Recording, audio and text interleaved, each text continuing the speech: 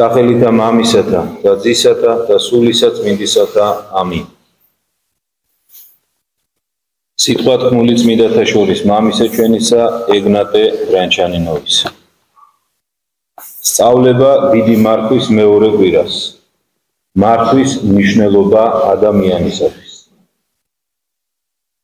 ეკრძალენი თავთა თქვენთა, ნუ უკვე დამძიმდნენ გულნი თქვენი შვებითა და მთვრალობით.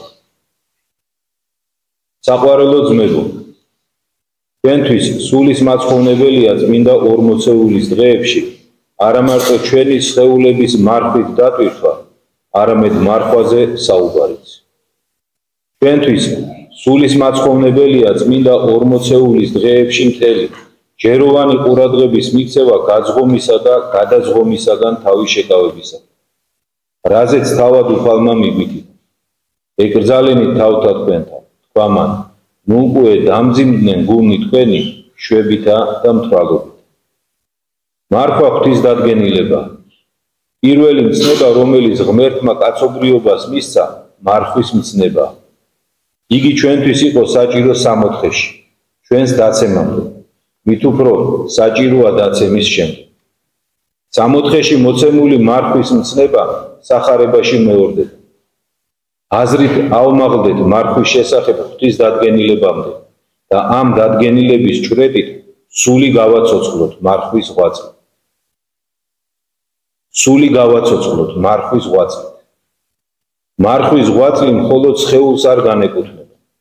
მარხვის ღვაწლი მხოლოდ სხეულისათვის არ არის სასარგებლო და საჭირო. იგი სასარგებლო და საჭიროა უპირატესად გონებისა და გულისათვის. ეკრძალენი თავთა თქვენთა, ნუ უკვე დამძიმდნენ გულნი თქვენი შვებითა და მთვრალობით.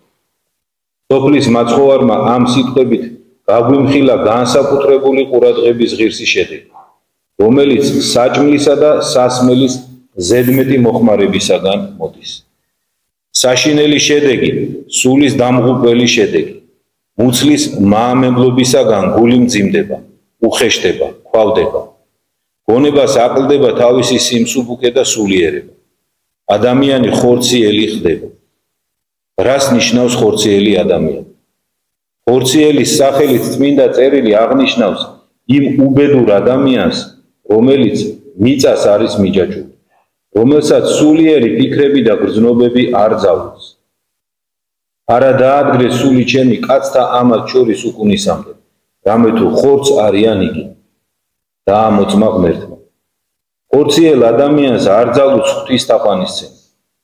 სულიერი ადამიანიც კი, რომელიც გაძღა, კარგავს სულიერებას, კარგავს თითქოს თავად უნარს შეიცნოს ღმერთი და მას ემსახუროს. და ჭამა იაკობ, ამბობს წმინდა წერილი, რომელსაც ღვთის ჭეშმარიტ მსახურს უწოდებს. და განძღა და განწიხნა საყვარელმა მან, განსუქნა, განსხვა, განვრცნა, დაუტევა ღმერთი შემოქმედითვისი და განუდგა ღმერთსა მაცხოვარსათვის. ასეთ მდგომარეობაში ვარდება მოსაკრე, როცა თავის ღვაწლიდან მარხვის ღვაწლს გამორიცხავს. ოდუნება და სიბნელე, რომელიც სხეულს გადაეცემა საკვების სიუხვითა და განურჩევლობით. თანდათანობით სხეულიდან გულს გადაეცემა, ხოლო გულიდან გონებას. მაშინ სულის ეს თვალები, გული და გონება ჩრუმდება. მარადისობა მათგან იმალება. მიწიერი ცხოვრება სნეულ ხედვას უსასრულოდ წარმოუდგება. შეხედულებებისა და გრძნობების შესაბამისად წარიმართება მიწიერი მოგზაურობას და უბედური, ბრმა მგზავრი განდევნილ გველთან ერთად მუცლით ხოხავს და მიწას ჭამს თავისი ცხოვრების ყოველ დღეს. მარხვის დარღვევით ქრისტეს მოსწავლეს ქრისტესთან დაშორება ემუქრება. ადამიანზე საკვების არაზომიერი ანდა თუნდაც გაუფრთხილებელი და უყურადღებო გამოყენების ასეთი გავლენით აიხსნება მიზეზი, რომლის მიხედვითაც ადამიანს თავის უმანკო მდგომარეობაში სამოთხის სიამეებს შორის მყოფს მარხვის მცნება სჭირდებოდა. მას მიენდო ახლად შექმნილი არცება, რომელიც ორი ბუნებისაგან იყო შემდგარი, სხეულებრივისა და სულიერისაგან. სულიერ მდგომარეობაში შეენარჩუნებინა სულიერ მდგომარეობაში შეენარჩუნებინა. მას მიენდო გაეწონასწორებინა ორი ბუნება და სულიერი ბუნებისკენ გადაწონა შეენარჩუნებინა. მისი მეშვეობით ადამიანს შეეძლო გამუდმებით ღვთის წინაშე მდგარიყო ფიქრითა და გულით. მიუწვდომელი ყოფილიყო ამაო ფიქრებისა და ოცნებებისათვის. მარხვის მცნება მით უფრო საჭიროა დაცემული ადამიანისთვის. მიდრეკილება მიწისკენ, მოკლევადიანი მიწიერი ცხოვრებისაკენ, მისი სიტყვებებისაკენ, მისი დიდებულებისა და სიდიადისკენ, თავად ცოდვისა მიდრეკილება თვისობრივი გახდა დაცემული ბუნებისათვის. ისევე როგორც ნეულებისთვის არის დამახასიათებელი მის მიწიერ წარმოშობილი უწესრი გოლტოლოები და შეგრძნებები. ჩვენ მიწას ვართ მიჯვაჭულები, მას ვართ მთელი სულით მიწებებულები, არა მარტო სხეულით, სრულიად ხორციელები გავხდით, მოკლებულები ვართ სულიერ შეგრძნებას, უუნარონი ვართ ზეციური ფიქრებისა. მარხვის მცნება ჩვენთვის კვლავ პირველი, აუცილებელი მცნებაა. მხოლოდ მარხვის მეშვეობით შეგვიძლია მოვწყდეთ მიწას. მხოლოდ მარხვის მეშვეობით შეგვიძლია წინ აღვდგეთ მიწიერი სიამოვნებების მომხიბვლელ ძალას. მხოლოდ მარხვის მეშვეობით შეგვიძლია დავარღვიოთ კავშირი ცოდვასთან. მხოლოდ მარხვის დახმარებით შეიძლება ჩვენი სული განთავისუფლდეს ხორციელი მძიმე ბორკილებისაგან. მხოლოდ მარხვის დახმარებით შეძლებს ჩვენი აზრი ამოსცდეს მიწას და შეხედოს ღმერთს. იმის შესაბამისად, თუ როგორ ვიდებთ მარხვის სასიკეთო უხელს, ჩვენი სული სულ უფრო მეტ თავისუფლებას იძენს. იგი მიემართება მისი მონათესავე სულების არეალისაგან. ხშირად იწყებს ღვთის ჭვრეტას, იძირება ამ განუზომელ და საოცარ ჭვრეტაში, ყოლმდება მასში. თუ ნივთიერი მზის სხივებით განათლებული ნივთიერი სამყარო საგნები მისგან აუცილებლად იღებენ და ასხივებენ სიკაშკაცეს, მაშინ როგორ არ გაბრწყინდეს ჩვენი სული, როცა იგი მარხვის მეშვეობით ხორციელობის უხეშთა და სქელ ფარდას გაარღვევს და პირდაპირ წარუდგება მზეს სიმართლისას, ღმერთს. იგი ბრწყინდება და იცვლება, მასში ჩნდება ახალი საღმრთო აზრები, მისთვის აქამდე უცნობი საიდუმლოებები უმჟღავნდება. ცანი უთხრობენ მას დიდება საღმრთისასა და ქმულსა ხელთა მისთასა მიუთხრობს სამყარო. ყველა ქმნილება ხილული და უხილავი, ხმამაღლა ქადაგებს შემოქმედის გამოუთქმელ წყალობას. იგი სულიერად ჭამს და სულიერად ხედავს, რამე თუ ტკბილარს უფალი. მადლიანი სიმსუბუქე და სულის დახვეწილობა გადაეცემა სხეულს. სხეული სულის კვალდაკვალ მიიზიდება სულიერი შეგრძნებებისკენ და უხრწნელ საკვებს, რომლისათვისაც არის შექმნილი, ამჯობინებს ხრწნად საკვებს, რომლისკენაც იგი დაეშვა. თავდაპირველად იგი ძნელად ემორჩილება მარხვის კურნებასა და ძალდატანებას. თავდაპირველად იგი ჯანყდება მარხვის დადგენილებების მიმართ. ჩვენს სულს მის წინააღმდეგ აღძრავს, იარაღდება მის წინააღმდეგ ცრუ მოსახელე გონებიდან აღებული სხვადასხვა მოსაზრებებით, მაგრამ მარხვით მოთვინიერებული და განკურნებული უკვე სხვანაირად ბრძნობს და ბრძნობს. ნაყროვანებისადმი მისი დამოკიდებულება ისეთია, როგორც განკურნებული ადამიანის შეგრძნებები მავნე კერძების მიმართ, რომელიც მას ავადმყოფობის დროს გააფთრებით სურდა. მისი დამოკიდებულება ნაყროვანებისადმი ჰგავს უკვე აღმოჩენილ და აშკარა შხამთან დამოკიდებულებას, რომელიც ართმევს სულს ხორცზე უპირატესობას, რომლითაც ადამიანი ანგელოზის მსგავსებიდან და ნათესაობიდან პირუტყვის მსგავსებამდე და ნათესაობამდე დაბლდება. სულიერი მებრძოლები, რომლებმაც მარხვის მეშვეობით მოიპოვეს ხორცზე გამარჯვება, რომლებიც წარდგნენ უფლის წინაშე, რათა ისწავლონ უდიდესი საიდუმლოებები და ყველაზე ამაღლებული სათნოებები, მისი პირით ისმენენ მარხვის მაღალი სათნოების სწავლებას და საიდუმლოს გამოცხადებას. იმ მდგომარეობას, რომელიც თანდათანობით ყალიბდება ძღომისა და გადაძღომისაგან. ეკრძალენი თავთა თქვენთა, ნუ უკვე დამძიმდნენ გულნი თქვენი შვებითა და მთვრალობით. გამარჯვებულებს ახსენებენ, რომ გულმოდგინე დაიცვან იარაღი, რომლითაც გამარჯვება მოიპოვეს. ხოლო გამარჯვება მოიპოვება და გამარჯვებით შეძენილი ნადავლი ნარჩუნდება ერთი და იმავე იარაღით, მარხვით. ქრისტეს მოსაგრე რომელიც გაბრწყინებულია ზემოდან და განსწავლულია საკუთარი ღვთისმოსავი გამოცდილებებით, როცა თავისი მარხვის ღვაწლს განიხილავს, სავსებით საჭიროდ მიიჩნევს არა მხოლოდ გაძღომისა და გამუდმებული ნაყროვანებისაგან თავის შეკავებას, არამედ საკვების მკაცრად გამორჩევასაც. ეს გამორჩევა ზედმეტი გვეჩვენება საკუთარი თავის მხოლოდ ზედაპირული, ნაჩქარევი შეხედვით. არსებითად კი საკვების თვისება განსაკუთრებით მნიშვნელოვანია. სამოთხეში აკრძალული იყო მხოლოდ და მხოლოდ თვისება. ჩვენი გლოვის ველზე, დედამიწაზე აღმოვაჩენთ, რომ თვისებებში განურჩევლობას გაცილებით მეტი სულიერი უბედურება მოაქვს, ვიდრე რაოდენობრივ სიჭარბეს. არ უნდა ვიფიქროთ, რომ ერთი სახის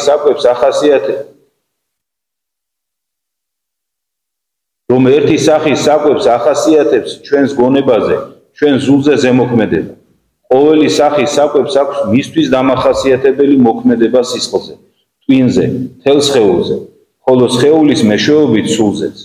ვინც მარხვაში ვარჯიშით საკუთარ თავს ყურადღებით აკვირდება, აღმოაჩენს, რომ აუცილებლად საჭიროა სხეულისა და სულის გამოფხიზლება, ხორცისა და თევზის და თვით თევზის ხანგრძლივი გამოყენებისაგან. იგი სიყვარულით იამბორება მარხვის შესახებ წმინდა ეკლესიის დადგენილებებს და მათ დაემორჩილება.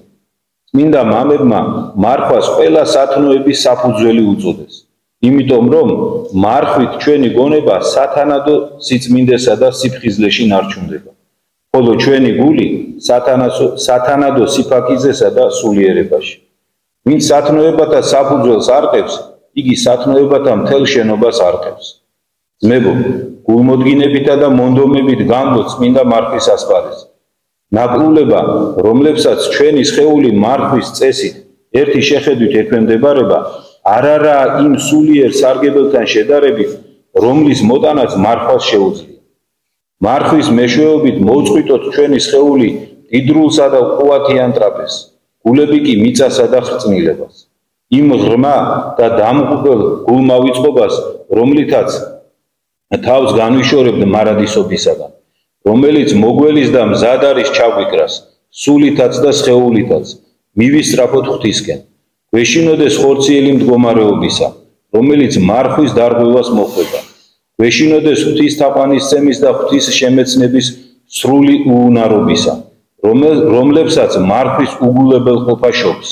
ეს დამღუპელი უუნარობა მარადიული სიკვდილის დასაწყისია. ეს დამღუპელი უუნარობა ჩვენში მაშინ ჩნდება, როცა მარხვის შესახებ ღვთის მცნების უგულებელყოფით დაუშვებთ, დამძიმდნენ ჩვენი გულები შვებითა და მთვალობითა. ამინ. საოცარი სიტყვა წმინდა მღვდელმთავრის მარხვის მნიშვნელობის შესახებ. ეს სწავლება ასე მარხვის შესახებ მხოლოდ წმინდა ეგნატეს არ აქვს ჩამოყალიბებული, ყველა წმინდა მამა ერთიანი არის ამ მიდგომაში და ყველა წმინდა მამა ეკლესიის მასწავლებელი ერთნაირად ასწავლის მარხვის მნიშვნელობის შესახებ. სამწუხაროდ, თანამედროვე ადამიანს მარხვა გონია ერთი რამ ახირება ეკლესიისა, რომელიც ცდილობს, რომ ადამიანებს ცხოვრება დაუმძიმოს და მეტი არაფერი. და ხშირად შეიარაღებულნი, ესე ვთქვათ, მაცხოვრის სიტყვებით, რომ შაბათი კაცისათვის დაებადა და არა კაცი შაბათისათვისო, მარხვას უგულებელ ყოფენ, ან მანც იმსუბუქებენ თავისი ნებასურვილის მიხედვით, იმიტომ რომ თქვათ სხვა საჭმელი არ უყვარს, ან იმიტომ რომ თქვათ აუგრუ ეხება როცა მარხულობს, სუსტდება. 1000 მიზეზს მოიტანს ადამიანი, თუ არ გაიაზრებს ის მარხვის მნიშვნელობას. ჩვენ დღევანდელი სწავლებიდან წმინდა მღვდელმთავრისა გავიგეთ, რომ უგულებელყოფა, ნახეთ, ყველაზე მნიშვნელოვანი ეს არის, უგულებელყოფა მარხვის მნიშვნელობისა. ეს არისო მარადიული სიკვდილის დასაწყისიო წმინდა მღვდელმთავარი გვეუბნება. აბა დაფიქრდით ერთი წუთით. წმინდა მღვდელმთავარი დღევანდელ თავის სიტყვაში გვეუბნება, რომ მარხვის გარეშე ადამიანი ვერ მოსწყვეტს საკუთარ თვალებს და გულს მიწას და ვერ შეხედავს ის ღმერთს. აბა ერთი წამით დავფიქრდეთ ეს რას ნიშნავს. ნიშნავს თუ არა ეს იმას, რითიც დაამთავრა თავის სიტყვა, რომ ეს არის საუკუნო სიკვდილის დასაწყისი. ეს ნამდვილად ესე არის. ამიტომ ალბათ თითოეული ჩვენთაგანის ერთ-ერთი მთავარი საზრუნავი უნდა იყოს ის, რომ გავერკვეთ თუ საერთოდ რა არის მარხვა და როგორ უნდა ვიმარხოთ. კიდე ერთხელ გავმეორდები, თანამედროვე ადამიანი ერთგვარად მოიხიბლა. ესეც ეკლესიის სწავლება არის, რა თქმა უნდა, რომ მარხვა არ არის მხოლოდ ხორციელი საკვებისგან თავშეკავება, არამედ უპირველეს ყოვლისა ყოფაქცევის გამოსწორება ადამიანისა და უპირველეს ყოვლისა თქვათ მარხვა არის, რომ ერთმანეთი არ დაჭამონ ადამიანი, რა თქმა უნდა. მაგრამ შეიარაღდა რა ადამიანი აი ამით, რომ მარხვა არ არის მხოლოდ საკვებისგან თავშეკავება, საკვებისგან თავშეკავებას მიანიჭა ნაკლები მნიშვნელობა. დღეს დავინახეთ ჩვენ, რომ წმინდა მღვდელმთავარი ასე არ ფიქრობს.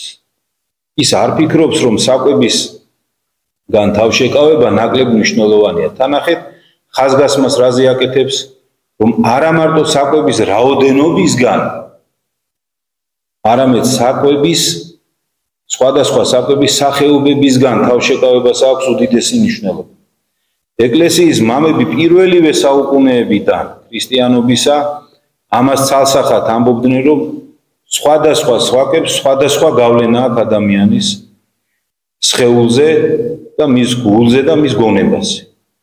და აქედან გამომდინარე მარხვის დროს იკრძალება ის საკვები, რომელიც ამძიმებს ადამიანის გულს და გონებას და რომელიც მთლიანად მიწისკენ მიმართავს ადამიანს. ჩვენ კი გონია, რომ მარხვა რაღაც ისეა, შემთხვევით შეარჩია ეკლესიამ რაღაც საკვებები, რომ საკვებთა ტიპი, რომ აი ესენი მოდი ესენი არ ჭამოთ, ისინი ვჭამოთ. ესე არ არის. ყველაფერს თავისი მნიშვნელობა.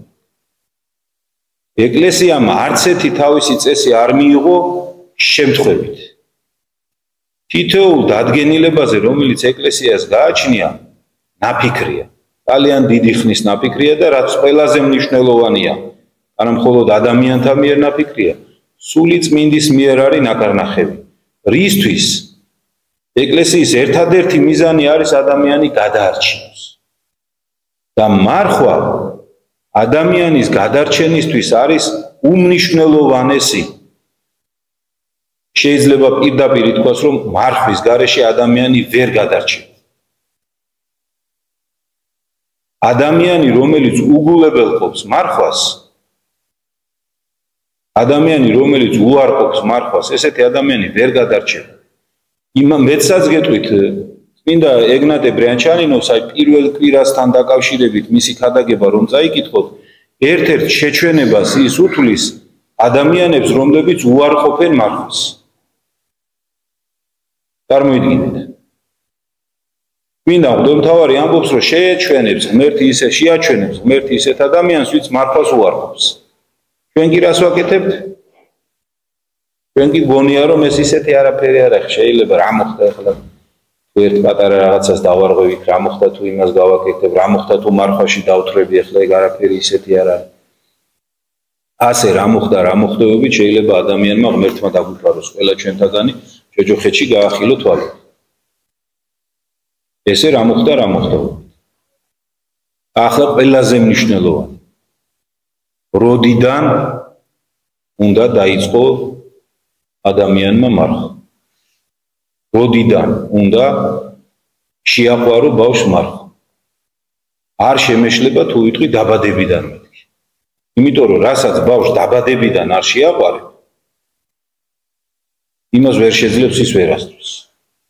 რაც უფრო გვიან შეაყვარებ მარხვას ბავშვს, მით უფრო ძნელი იქნება მისთვის. ესეა. რაც უფრო გვიან მაგალითად რო ავიღოთ, უფრო მარტივი გასაგები ჩვენთვის, რაც უფრო გვიან დააწყებინებ ბავშვს განათლების მიღებას, მით უფრო ძნელი იქნება მისთვის ის განათლება. რაც უფრო ადრიანად შეაყვარებ ბავშვს სწავლას და შრომას ზოგადად, მით უფრო იოლია იმ ბავშვისთვის მერე შრომაც და სწავლაც და საერთოდ ცხოვრებაც. ჩვენ კი რას ვაკეთებთ? მაქსიმალურად ვცდილობთ, რომ ბავშვმა მარხვა არ დაიწყოს. ეხლა მე როცა ვამბობ მარხვა შევაყვაროთ, იმას გულისხმობ, რომ 2 წლის ბავშვს უზეთო მარხვაზე დასვათ, ეხლა 59 დღე. ამას კი არ გულისხმობ. შეყვარება მარხვისა სხვა რამე არის და მარხვის დაცვა სრულად კიდე სხვა რამე არის. როდესაც ვამბობ შევაყვაროთ მარხვა, გულისხმობ იმას, რომ ბავშვმა უნდა იცოდეს მარხვის მნიშვნელობა. და მშობელი მაშინ ივარგებ მშობლად, თუ შენი შვილი გეხვეწება, რომ მოდი რა ვიმარხულებ მე შენთან ერთად და შენ ეუბნები, რომ მოდი ჯერ არა შვილო, მოდი ჯერ აი ამით იმარხულებ. მერე ამით ის გეხვეწება და შენ ეუბნები, რომ მოდი გაჩერდე. აი მაშინ გაგიკეთებია მშობელს საქმე. შეგიყვარებია ბავშვის მარხვა. მაგრამ თუ ისე აღზარდე შვილი, რომ მას მარხვა არ უნდა, მაშინ ნუ გიკვირს, რომ მას არც ლოცვა არ მოუნდება თავის ცხოვრების ერთ ეტაპზე. არც ეკლესიაში სიარული მოუნდება, არც სახარების წაკითხვა მოუნდება, მისთვის სახარება ისე უცხო იქნება, როგორც ფრანგისთვის ქართული ენა. აი ესეთი უცხო იქნება და ნუ გიკვირს.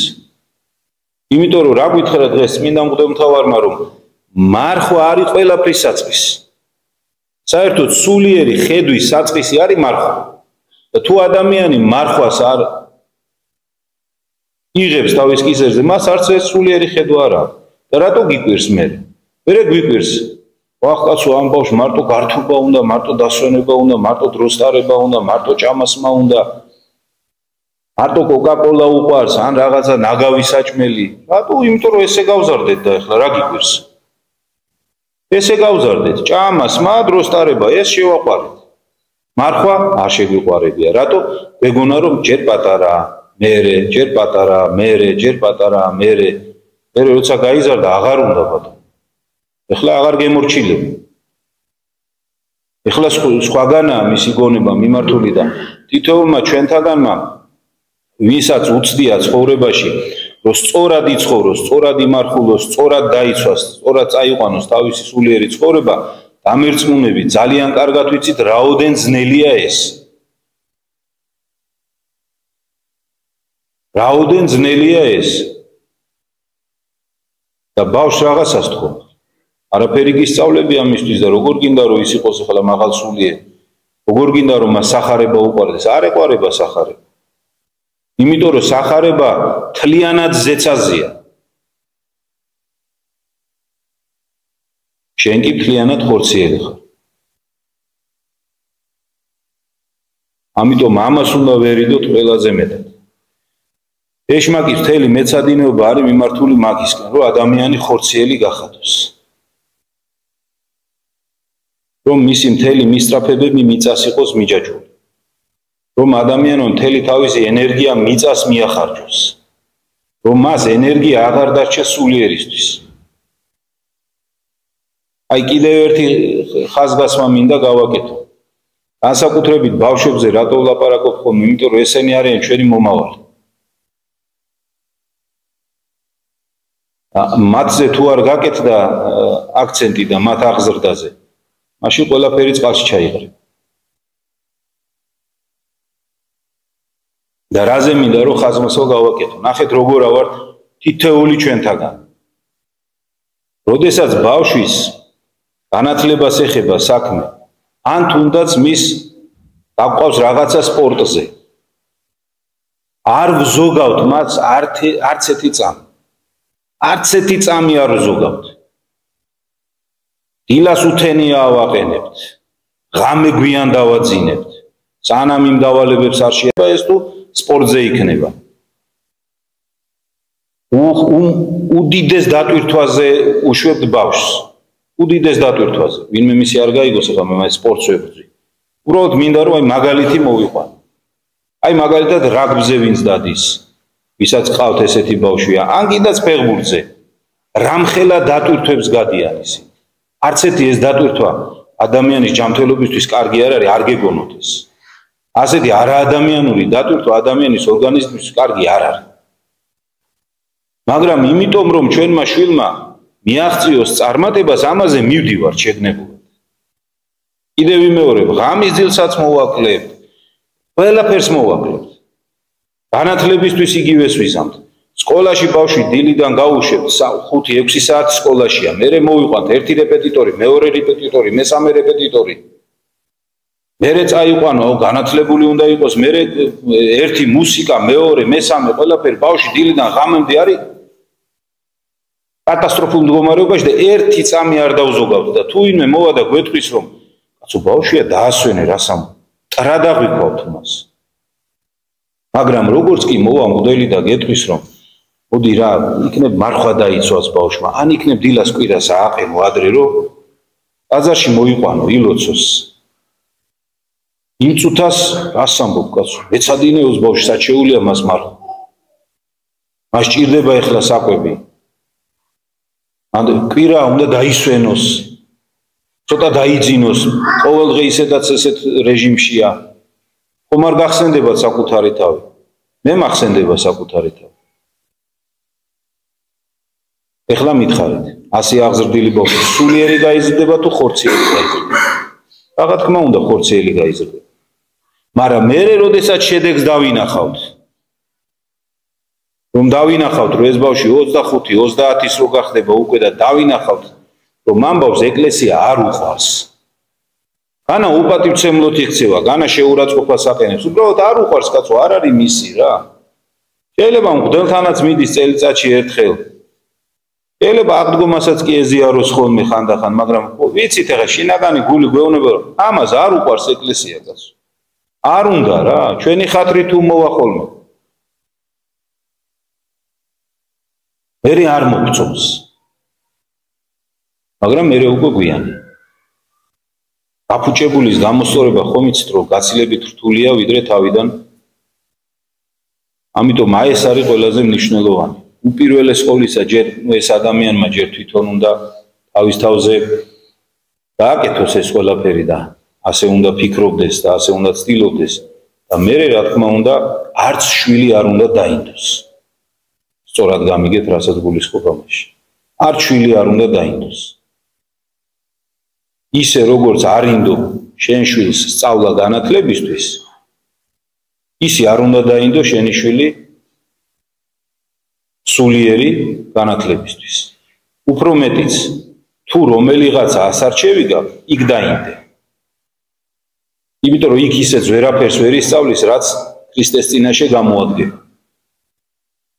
და აქ კი სწორედ იმას ისწავლის, რაც მარადისობაში გამოადგება. და რომელი უფრო მნიშვნელოვანია, ეს წესით მარტივი ასარჩევი უნდა იყოს. იმიტომ რომ ვერცეთი ჩვენთაგანი მათემატიკით ვერავის ვერ გავაოცებთ სასწავლებლში. ვერც ფიზიკით, ვერც ისტორიის ცოდნით, ვერაფრით.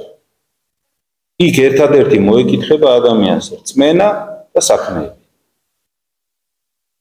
ვერთმა შეგვაძლებინოს, რომ უპირველეს ყოვლისა ჩვენ ვიცხოვროთ ესე და მერე ჩვენ შვილებს ვასწავლოთ ეს ყველაფერი და ამის საწინდარი და საფუძველი, როგორც დღეს წმინდა მღვდელმთავარმა ეგნატემ გითხრა, არის მარხვა. და თუ შეარყევ მარხვას, მაშინ მთელი შენობა შეირყევაო, აი ესე დაგვარიგა დღეს წმინდა მღვდელმთავარმა. ვერთმა შეგვაძლებინოს, რომ ეს მთელი ცხოვრება ვახსოვდეს. ვერთმა დაგლოცოთ და გაგვერთოთ.